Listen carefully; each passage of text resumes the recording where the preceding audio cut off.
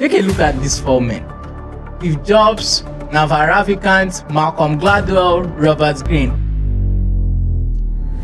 What do these four men have in common?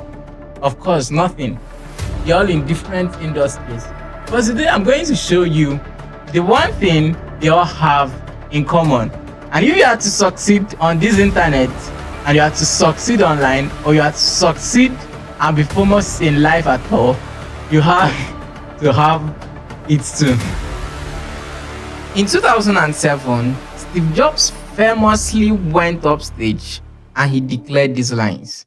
He says, an iPod, a phone, and an internet communicator.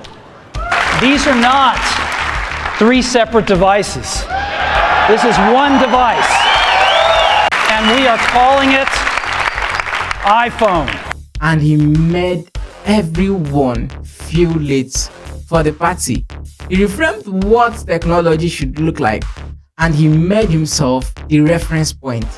Not because he had technical ability, because obviously there's been this massive debate that Steve Jobs did not actually invent anything. He did not have any technical ability, but by owning the narrative, he was able to sell it that he actually invented and owned something. Today I'm going to be teaching you what I call how to manipulate the perception and memory. So you don't just be the guy that is always retweeting, you're always resharing, you're always sharing people's idea, and you never own up to your own. You never have any ideas. You never say anything new. You never say anything people could quote you for. You never say nothing that people actually know you for saying. So I'm going to be breaking that down, and I'm going to be teaching you exactly what you need to do so people can know you for something. Let's dive in.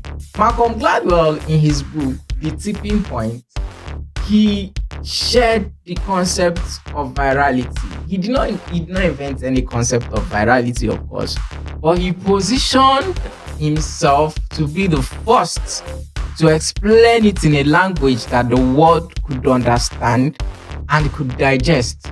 And his writing was not just to sound smart, because a lot of people actually write to sound smart. His writing was not to sound smart. It was to shape the mindsets of people to see life in his own lens.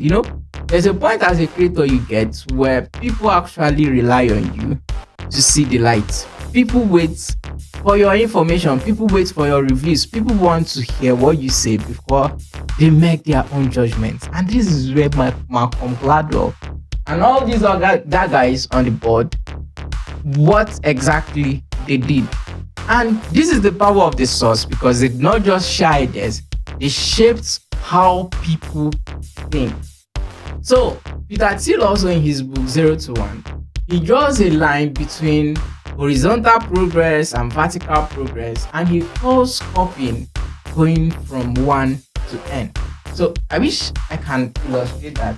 He calls it 1 n, and he calls originality, he calls invention 0 to 1. So Peter Thiel actually discovered something. So whenever you talk of 1 to n and 0 to 1, everyone thinks of Peter Thiel. Why? Was it that this concept did not exist before? Was it that there was not something like that? Because he meant the true invention. And the meaning of 1 to n and 0 to 1. 1 to n means that something has been made and you are taking it to infinity. And 0 to 1 means that nothing has been made and you are engineering something new. You are bringing out something out of nothing. And that framing alone is elite, because everyone else becomes someone that is repeating what is already said, and someone that is reacting to what he says.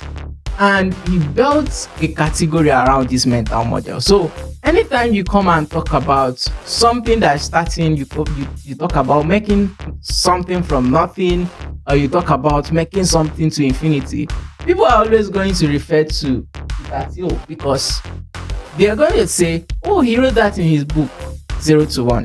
He wrote that. We know him for that. He says that.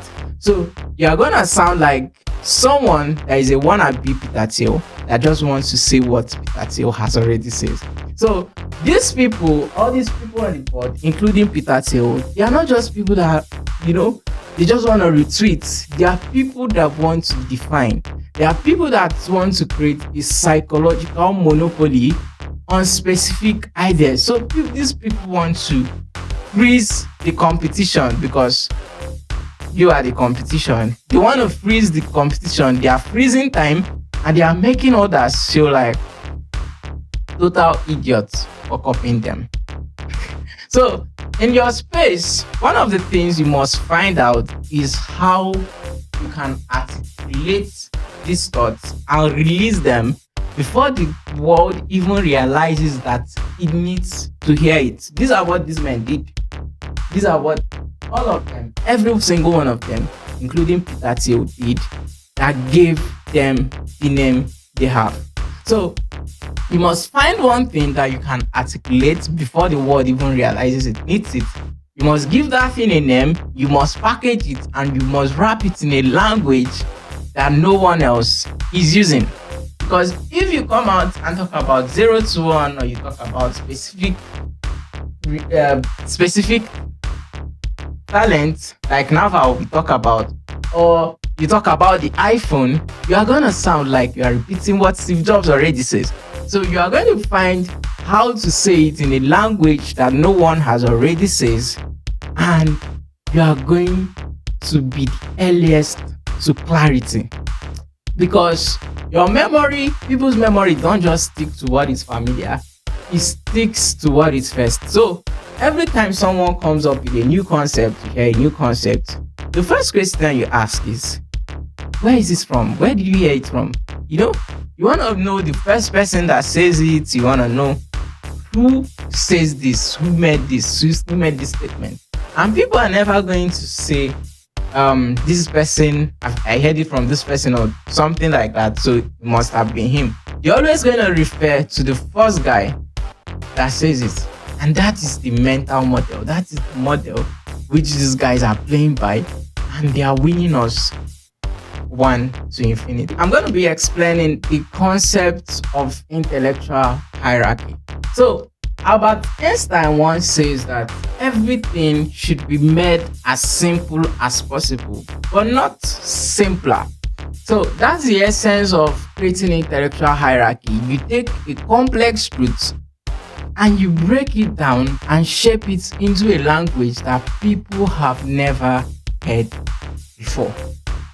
So, and you package it and you give it to them like a gift and make them feel smarter or even opening it in the first place. That's the concept which the elite creators are now using. They are packaging information that makes you feel smart going through it. So Robert Greene uses this method. Robert Greene, the last guy on the board, uses this method, and he does it with mastery. If you look at his book, The 48 Laws of Power, he could have just said, never outshine your master. He could have just made it as a comment. But no, he packaged it as a chapter in a book, and he turns it into Law 1. And with structures, with story, with strategy, he names it, he frames it, and he makes it his own. So whenever you come out and say, never outshine your master, everyone is going to think of Robert Greene. Nobody's going to think of you. Even if you just said it, even if you never heard who Robert Greene is. You could know that idea, but once Robert Greene gives it language, it feels like it's his own forever. And everybody is going to ever remember Robert Greene for saying those words. Everyone is ever going to remember Robert Greene for saying never outshine the master. When he's dead, when he's alive, people are always going to attribute that law to him. And when Naval Ravikant started talking about how to escape the rat race by leveraging code and media, he was not just giving advice, because he built a packaged philosophy inside tactical wisdom. He talked about things like specific knowledge. He talked about permissionless games. He talks about leverage. And whenever people come out and start talking about stuff like specific knowledge and permissionless games, you're just gonna be quoting Navaravicans because there's nothing you are going to say. You can't say that, oh, I didn't first learn this from him, because everybody's going to think that you're a liar. So people did not just listen to him, they started quoting him, because the more they quoted him, the more it went far. Who did we hear it from? They heard it from Navaravican.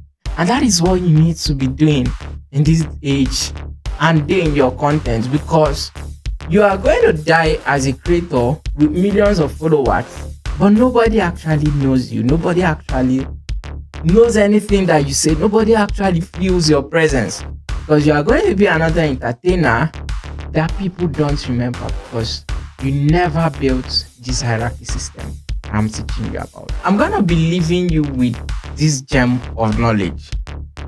If you want to build a real audience, you have to speak to them in a way that forces them to keep up. You have to tell them what that forces them to go and Google it.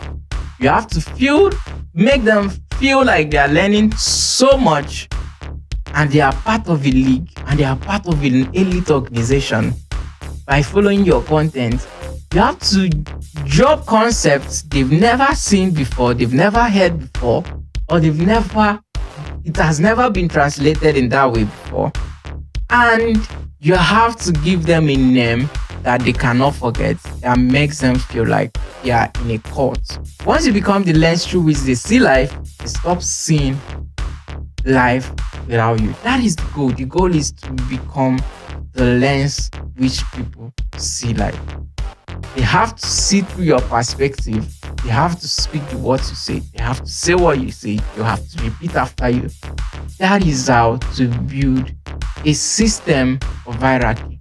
That is how to build an indelible name for yourself. And that is the part one of my series, The Architect of Relevance. So it's a whole lot of series. I already have a book on it. Click the link below if you want to get the book. How the elite manipulates perception and reality. In a few days from now, you are going to be seeing the second part of it.